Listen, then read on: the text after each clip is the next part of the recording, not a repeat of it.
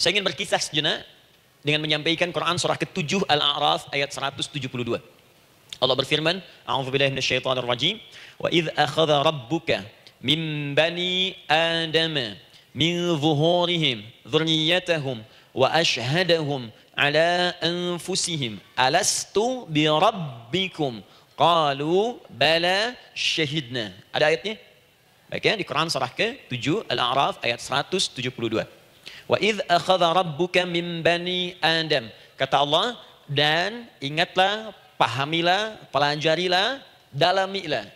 Teman-teman sekalian, ingat kalimat idz itu, idz dalam Al-Quran, termasuk dalam bahasa Arab, itu bukan sekedar mengingat.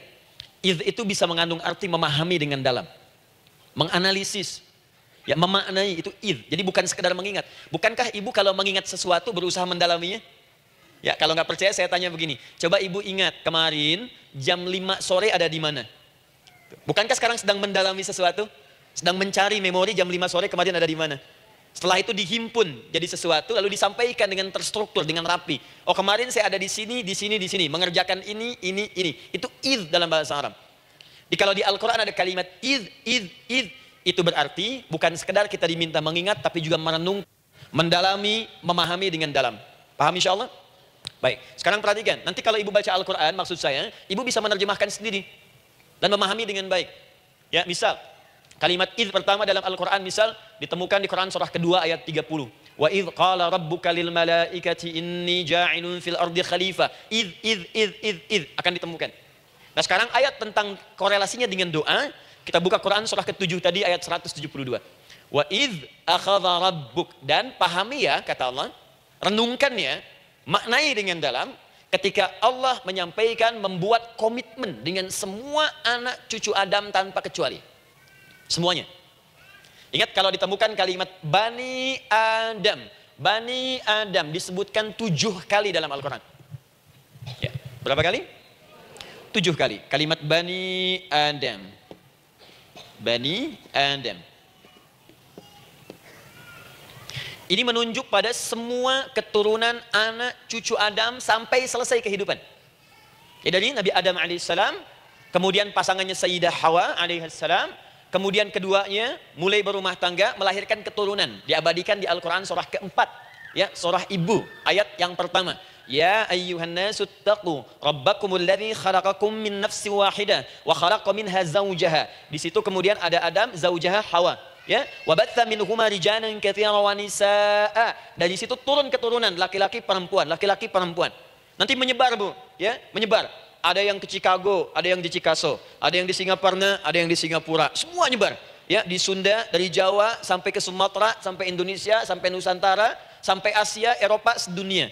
Nanti penyebarannya disebutkan di Quran surah ke-49 ayat ke-13. Ya ayyuhan nasu inna khalaqnakum min dzakarin wa untha. Hai manusia, semua saya ciptakan ada 2 jenis. Kalau bukan laki-laki itu pasti perempuan.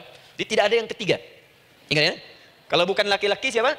Perempuan. Jadi tidak ada misalnya, maaf, laki-laki yang keperempuan-perempuanan yang gerakannya melambai, ya, kata-katanya terlampau lembut misal, dan tidak ada pula perempuan yang perkasa, ya, terlampau kuat misalnya, melampaui batas-batas standarnya. Jadi kalau bukan laki-laki pasti perempuan. 2 saja. Jadi kalau misalnya masih ada yang bingung, tentukan dirinya, ya, dan lihat fitrahnya. Lihat fitrahnya. Baik, kemudian waja'alnakum syu'uban wa qabaila. Kami tempatkan kalian mungkin beda-beda tempat. Syu'ub, beda tempat. Ya, ada yang misalnya RT, RW, kecamatan, beda kampung, beda negara, sampai seluruh dunia. Wa qabail, satu tempat itu sukunya bisa beda. Coba Ibu lihat misalnya, ya, di daerah Sumatera saja ada berapa suku? Di Sunda paling banyak suku, ya? Banyak sekali. Jadi bisa lain-lain, bisa beda-beda. Nah, lita'arafu, semua saling mengenal, silakan. Nah, ketika semua tadi ditempatkan di semua pelosok dunia, baik laki-laki, perempuan, dari anak keturunan Adam, itu semua anak keturunan Adamnya disebut dengan satu nama saja dalam Al-Quran, yaitu Bani Adam. Jadi kalau kita mau cari keturunan kita, sampai ke asal mula kita, dari kita sekarang, itu semua akan tersambung kepada Adam alaihissalam. Puncaknya akan ke sini. Ya. Dan tidak akan nyasar kemana-mana, Bu. Ya. Ada sebagian manusia, nasabnya tidak ingin ke Adam, inginnya bergeser, sehingga mengatakan manusia berasal dari monyet katanya. Ya. Ada yang berkata begitu. Ibu sampaikan saja kalau bapak dari monyet, silakan saja, jangan ngajak-ngajak saya, gitu ya. Nah, jadi semua manusia itu pasti akan kembali ke sini, ya, ke Adam alaihissalam. Karena itu saya pernah sampaikan termasuk di sini, di hadapan ibu semua, masih ingat mukjizat pertama Rasulullah sallallahu alaihi wasallam saat lahir ke muka bumi. Ingat, Nabi itu sebelum dilantik menjadi Rasul, dalam usia 40 tahun, turun surah Al-Alaq, itu diberikan oleh Allah keistimewaan tanda-tanda kenabian. Apa di antara tandanya? Allah perjelas nasab keturunannya sampai Nabi Adam, padahal lahirnya itu ayahnya sudah wafat. Di lahir beliau, ayahnya wafat, tapi nasabnya diperjelas sampai Nabi Adam. Ya, sehingga jelas, orang tidak bisa menyoal. Ini orang nggak jelas nih, ya kan suka ada begitu bu ya, tiba-tiba datang menerangkan sesuatu, siapa itu nggak jelas. Bahkan sekarang sering muncul statement, siapa sih ustadz itu ustadz nggak jelas. Ya. Nah, Nabi nggak bisa disoal karena semuanya jelas, nasabnya jelas, keturunannya jelas, kemuliaannya jelas, ilmunya jelas. Jadi kalau orang mau menyoal nggak punya peluang. Siapa kamu Muhammad? Saya jelas keturunannya. Muhammad SAW bin Abdullah, bin Abdul Muttalib, bin Hashim, bin Abdul Manaf, bin Qusay, bin Murrah, bin Kilab, bin Ka'ab, bin Ghalib, bin Fihir, bin Malik, bin Nadar, bin Kinana, bin Khuzaimah, bin Mudrika, bin Ilyas, bin Nizar, bin Mudar, bin Ma'ad, bin Adnan, bin Addi, bin Adri, bin Muqawwam, bin Nagur, bin Tarih, bin Ya'rub, bin Yasjub, bin Nabit, bin Ismail AS, bin Ibrahim AS, bin Azar atau bin Nagur, bin Abir, bin Kinan, bin Arfakhshad, bin Sam, bin Nuh AS, bin Mikhlail, Matushala, bin Kinan, bin Anwas, bin Tis, bin Adam AS. Coba ulangi. Jelas. Jelas, jadi orang nggak bisa nyoal, itu mukjizat ya. Keistimewaan pertama sebelum Allah kemudian angkat menjadi Nabi dan Rasul di usia 40 tahun. Jadi kalau ibu ditanya, kamu jelas nggak? Jelas. Apa binnya? Bin Bani Adam. Itu bocoran dari Al-Quran. Ya, jadi kalau ditanya, keturunan siapa kamu? Adam. Tahu dari mana? Allah yang nyampaikan langsung. Apa kata Allah? Bani Adam. Jelas ya? Baik. Jadi ini kembali kepada Adam alaihissalam. Nah, semua anak cucu Adam yang saya garis bawahi, sejak mulai terlahir, itu sudah ada komitmen dari Allah dengan anak cucu Adam ini sebelum terlahir ke dunia. Sejak dalam kandungan. Jadi kalau ibu belajar hadis, misal dulu saya pernah amanahkan kalau ibu mau belajar dasar-dasar, cari kitabnya Imam An-Nawawi yang Al-Arba'in An-Nawawiyah, 42 hadis. Hadis keempat, ya paling kiri sebelah atas di kitabnya. Dari Abdullah bin Mas'ud radhiyallahu taala anhu, ya. Qala Nabi sallallahu alaihi wasallam huwa shadiqul masduq. Nabi SAW pernah menyampaikan sedangkan beliau orang benar dan dibenarkan. Kapan perjanjian ini dibuat? Dalam usia kandungan 4 bulan. Dalam kandungan. Inna ahadakum yujma'u fi batni ummihi. Setiap kalian yang akan terlahir dari anak cucu Adam. Kecuali Adam bu ya. Ingat, kecuali Adam, kecuali Hawa. Karena ini asal mula manusia keduanya. Tapi keturunan Adam dan Hawa akan mengalami proses yang sama. Dikandung dulu ibundanya, kemudian terlahir. Adam tidak dikandung, ingat, Adam tidak ada bapak, Adam tidak ada ibu. Langsung diciptakan wujudnya oleh Allah Subhanahu wa taala dari bahan dasar yang sama dengan manusia. Ya karena itu saya pernah ditanya, pernah berdialog, ya. Ustaz, ini spesial Nabi Isa ini. Ya spesial, Yesus Al-Masih Nabi Isa spesial. Karena itu diangkat sebagai Tuhan. Apa yang spesial? Kata beliau, karena ini bisa menghidupkan yang mati. Yang kedua, ini lahirnya beda dengan orang biasa. Bagaimana lahirnya? Tanpa bapak. Ibu saja tanpa bapak. Mana ada manusia yang lain seperti ini? Saya bilang Adam lebih spesial lagi, lahir tanpa ibu, tanpa bapak. Kenapa nggak jadi Tuhan? Tapi kan Adam nggak bisa menghidupkan yang mati. Dengan izin Allah, maaf, Nabi Ibrahim lebih canggih lagi. Buka Quran surah kedua, ayat 260, paling kiri sebelah atas. Wa idh qala Ibrahim rabbi arini kaifa tuhyil mauta qala awalam tu'min qala bala walakin inna qalbi. Ketika Ibrahim bermohon kepada Rabbnya, ya Allah, tolong tunjukkan kepadaku bagaimana cara menghidupkan yang mati. Kata Allah, kamu masih nggak yakin? Kata Ibrahim, saya yakin-yakinnya. Cuma supaya hati saya tenang, buktikan kepada yang lain tentang kuasamu. Kata Allah, gampang. Lalu Allah berikan kemudian satu ketentuan sama persis dengan Nabi Isa. Cuman prosesnya lebih canggih. Kalau Nabi Isa, tepuk mayatnya, bangun, bicara. Nabi Ibrahim kata Allah, nih ambil burung, potong-potong dulu, dicincang dulu. Sudah dicincang kemudian, mayatnya disimpan, jasadnya di tempat bukit yang berbeda. Kalau sekarang potong burung, simpan di bukit satu, jasad yang kedua simpan di bukit B. Kepalanya simpan di bukit A, ekornya simpan di bukit B, badannya simpan di bukit C. Panggil dengan nama Allah. Thummat uhunna ya'tina kasa'ya. Panggil, bismillah, dengan nama Allah, hidup, hidup. Sama persis dengan Nabi Isa. Dengan nama Allah, biidnillah, hidup, hidup. Nabi Ibrahim, biidnillah, dengan nama Allah, hidup, hidup. Menyatu semuanya, jadi satu. Psst. Kalau Nabi Isa kemudian ada yang menduga sebagai Tuhan, kenapa Nabi Ibrahim tidak angkat jadi Tuhan? Paham ya? Nah ini menunjukkan bahwa ada pola pemikiran yang harus dikembalikan supaya benar cara memahaminya. Jelas sampai sini? Maaf saya sedikit agak lompat ya. Saya kembalikan kemudian, perhatikan sini. Inna ahadakum yujma'u fi batni ummihi. Karena itu semua anak cucu Adam, beda dengan Adam, akan proses lahirnya dikandung dulu di perut ibundanya. Fokus baik-baik. Arba'ina yauman nutfah, 40 hari pertama baru kemudian proses antara spermatozoa dengan ovum berproses. Thumma yakunu mithla dzalika, kemudian alaqah, 40 hari yang kedua jadi alaqah, zigot yang menempel di dinding rahim. Thumma yakunu mithla dzalika mudghah, 40 hari ketiga berbentuk mudghah, sudah mulai berbentuk daging sekeratan, ada bentuknya. Dan usianya sudah 4 bulan, 40 hari ketiga, 120 hari. 120 hari. Thumma yursalu ilaihil malak, kemudian diutuslah malaikat, fayanfukhu fihi ruh, maka ditiupkan roh ke dalamnya. Jadi ingat, kalau di antara sini, di antara kita ada ibu misalnya yang tengah hamil, tengah mengandung, ingat baik-baik, atau keluarganya, kerabatnya, usia 4 bulan itu roh sudah ditiupkan. Di kandungan sudah ada rohnya. Hati-hati ya. Berapa bulan? 4 bulan. Karena itu nanti ada ayat dalam Al-Quran, Quran surah ke-7 ayat 189. Di posisi ini harus banyak berdoa dan beramal soleh. Ingat ya, berdoa, beramal soleh. Minimal minta kepada Allah. Da'awallaha rabbahuma la in ataitana shaliha lanakunanna minasyakirin. Minta banyak kepada Allah, ya Allah jadikan anak saya anak yang soleh, jadikan anak saya anak yang soleh. Dari usia itu 4 bulan sampai ke atas menjelang lahiran. Nanti diiringi oleh amal soleh kedua orang tuanya. Ini sudah penelitian dokter muslim, khususnya di Asia Tenggara. Saya diskusi dengan seorang dokter muslim, ternyata ada korelasi amal soleh yang dikerjakan kedua orang tua, ayah dan bunda, atau calon ayah dan bunda, kepada anak yang sedang dikandung, yang belum dilahirkan. Jadi kalau orang tuanya rajin baca Al-Quran, itu berpengaruh ke anak, Bu. Dan penelitian terkini, itu mempercepat anak itu menjadi seorang penghafal Quran ketika lahir. Ya, pernah satu kali dibacakan Al-Quran, posisi janin itu berubah. Seperti sujud gitu. Itu penelitian sudah di MRI waktu itu dilihat ya, kelihatan. Jadi ada korelasi antara kesolehan orang tua dengan kesolehan anak yang sedang dikandung. Hati-hati ya. Tapi yang penting diketahui adalah dalam usia kandungan 4 bulan itu disebutkanlah isyarat di Quran surah ke-7 ayat 172 terjadi perjanjian komitmen dengan Allah Subhanahu wa taala. Apa perjanjiannya? Wa idz akhadha rabbuka min bani adama min zuhurihim dzurriyyatahum wa asyhadahum ala anfusihim. Lihat perjanjiannya, saya fokus di kalimat ini. Alastu bi rabbikum. Rabb. Apakah engkau akan berkomitmen saat ini? Bersaksi? Karena kalimatnya bersaksi. Wa asyhadahum, dan mereka bersyahadat, bersaksi, komitmen. Di komitmennya menggunakan kata syahadat di sini. Karena itu nanti setiap bayi yang sudah terlahir dari rahim ibu manapun itu berada dalam keadaan suci karena sudah bersyahadat dalam perut ibundanya. Masih ingat hadis ini? Kullu mauludin yuladu 'alal fitrah. Setiap yang terlahir dari rahim perempuan manapun itu membawa fitrah. Apa di antara fitrah yang dimaksudkan itu? Fitrah keislaman, fitrah mengakui Allah sebagai Tuhan.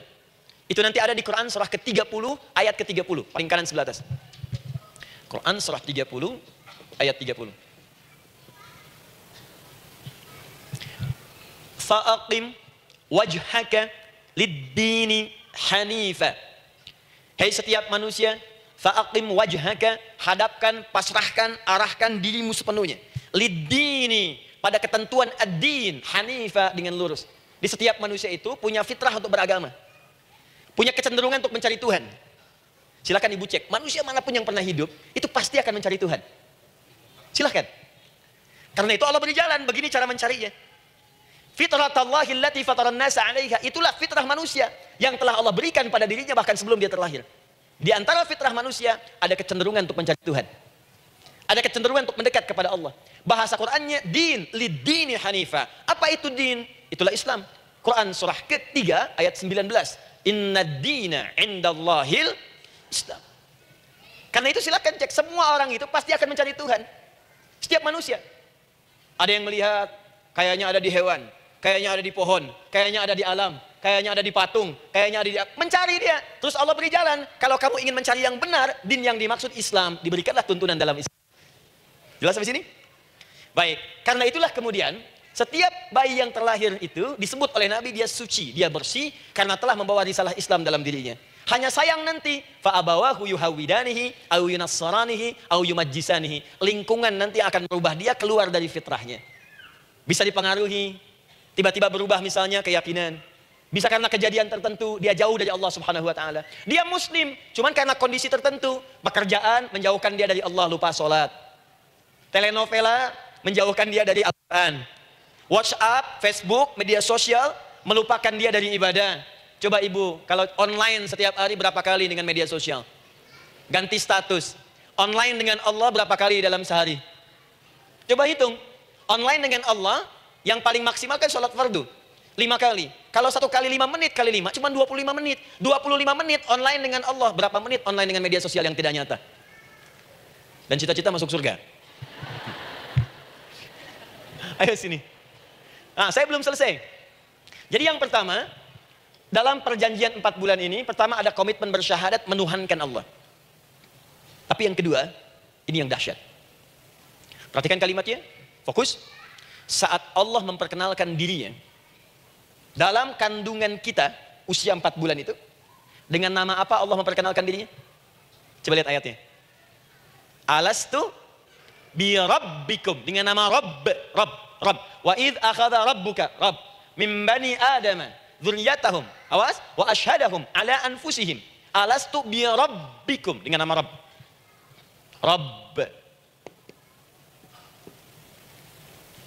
Nah, ibu sekalian, kata Rabb ini itu berasal dari kata ar-rububiyah.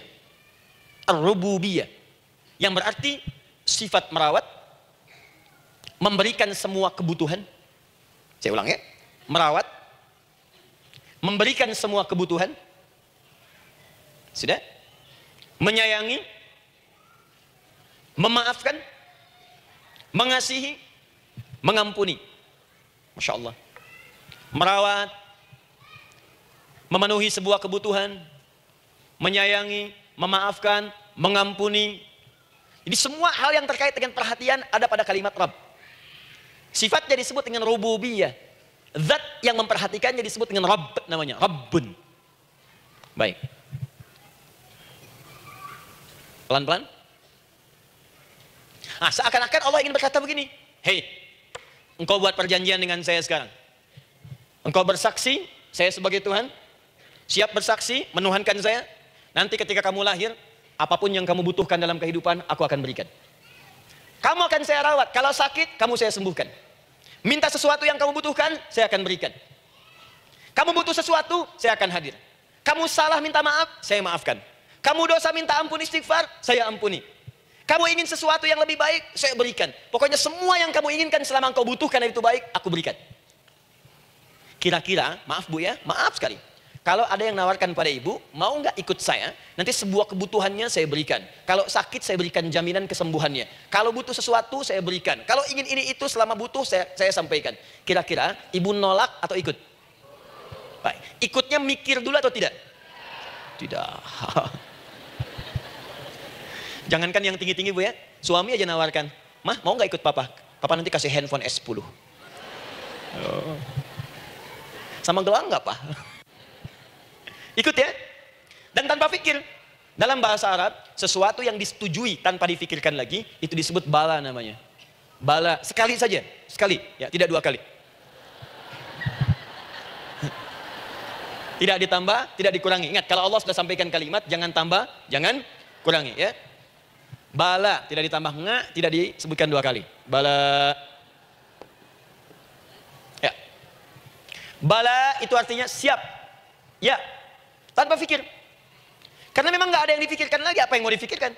Semua kebutuhan dikasih. Semua keinginan dikabulkan sepanjang baik. Kalau sakit ada jaminan disembuhkan. Dikasihi, disayangi, salah dimaafkan. Ya kalau dosa diampuni. Apalagi yang kurang, nggak ada aib, nggak ada yang kurang, sempurna semua. Kita katakan bala tanpa pikir. Karena itu, perhatikan. Setiap kita kemudian, ibu sekalian, datang terlahir ke bumi. Datang terlahir ke bumi. Mengalami kehidupan. Fitrah kita setiap mendapatkan kebutuhan, kita akan menyebut nama Allah Subhanahu wa taala dengan nama yang telah dijanjikan itu. Silakan ibu cek. Bukankah ibu ketika ada kesulitan memohon kepadanya? Ya Allah, tolong sembuhkan ya Allah. Ya Allah, lancarkan ya Allah. Ya Allah, sukseskan suami saya. Ya Allah, tenangkan kehidupan rumah tangga kami. Ya Allah, anugerahkan solusi. Ya Allah, sembuhkan ibu saya. Semua minta kan? Dan dahsyatnya, ketika ibu memohon kepada Allah itu, ibu gunakan kalimat yang telah disepakati ketika Allah sampaikan kepada kita. Rabb. Perhatikan, kalau ibu berdoa, doa apa paling favorit? Rabbana atina fid dunya hasanah, fil akhirati hasanah, wa qina. Doa apa itu? Sapu jagat. Bu bayangkan, Nabi aja nggak tahu tuh istilah itu sapu jagat. Ibu tahu? Wah, Masya Allah, Indonesia kreatif. Luar biasa. Ada dua sapu jagat, ada dua sapu nggak ada jagatnya, ada dua jagat nggak ada sapunya. Wah, pokoknya luar biasa lah. Ya. Ya, lihat, bukankah kalimatnya dibuka dengan Rabb? Rabbana atina fid dunya sana. Rabbana zalamna anfusana wa illam taghfir lana wa tarhamna lanakunanna minal la yukallifullahu nafsan illa laha ma kasabat wa 'alaiha mak. Perhatikan, Rabbana la in nasina Rabbana Rabb. Ini ayatnya. Sapu jagat Quran surah 2 ayat 201.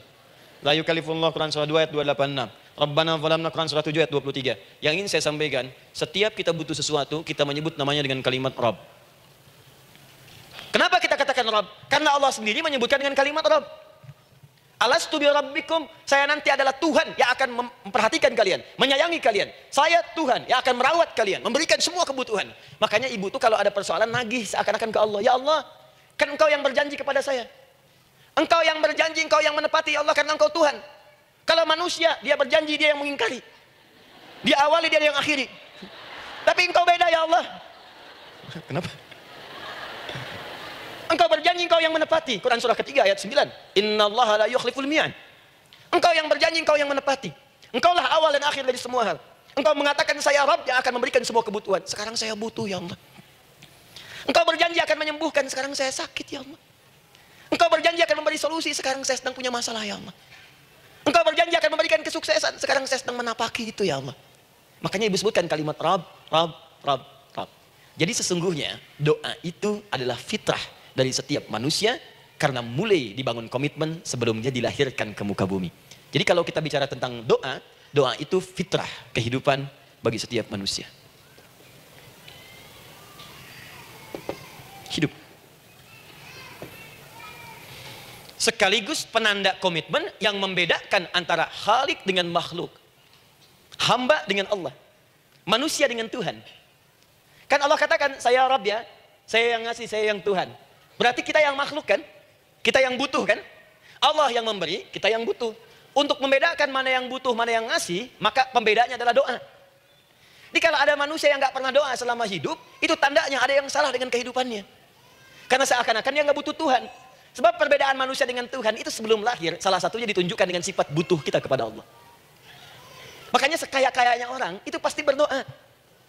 Manusia paling kaya di muka bumi pun, kalau besoknya mau ada pekerjaan atau proyek, dia berdoa dulu tuh. Ya Tuhan, tolong lancarkan proyek ini. Butuh. Pejabat setinggi-tingginya, kalau sudah mau mulai kemudian ada pemilihan, kalau mulai ada kebijakan, kalau mulai ada apapun berdoa juga. Itu tandanya butuh. Butuh. Di setiap manusia itu pasti butuh dengan Allah. Karena itu kalau ada manusia yang nggak pernah berdoa selama hidupnya, itu langsung mendapatkan kecaman dari Allah dan dijamin akan masuk neraka yang paling dalam. Karena seakan-akan dia sedang nggak butuh dengan Allah. Saya ulang ya, saya ulang.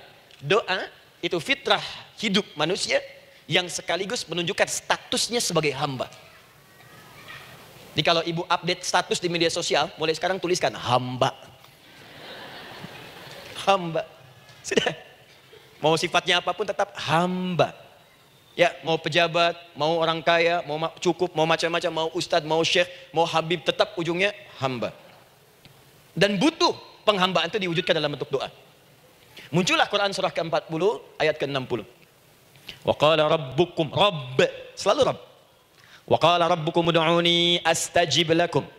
Innal ladzina yastakbiruna an ibadati, awas, sayadkhuluna jahannam dakhirin. Allahu akbar. Dan Rabbmu berfirman, mengingatkan kembali kepada kalian semua, hei hamba-hambanya. Kalau ada kebutuhan, kalau ada masalah, kalau ada permintaan, kata Allah, ayo doa sama saya. Minta. Kan kita sudah bikin perjanjian. Makanya Allah katakan, kalau punya masalah, bu, berdoa. Bukan mengeluh. Kalau punya persoalan, bu, berdoa. Bukan bikin status. Rasanya aku tidak sanggup. Ditulis di Facebook. Lain. Terus kalimat Allahnya pun jelas. Minta kepadaku, bukan mengeluhkannya. Kamu tidak seperti yang aku kira. Nungguin komen. Sambil masak, celing ada satu. Ucuk kunaun. Makin meluas masalah. Untuk abi mas sabar. Sudah. Paham ya? Jadi ini kaidah hidup yang pertama, sebetulnya sederhana, cuma jarang digunakan gitu. Sederhana, cuma jarang dipakai. Kata Allah kan, kamu doa itu, saya kasih ketenangan. Jadi bu, gini, doa itu manfaatnya, walaupun solusi belum datang, tapi hati tenang. Tenang. Jadi kalau mau curhat-curhat sama Allah, sampaikan, minta, mohon, berikan. Minimal tenang.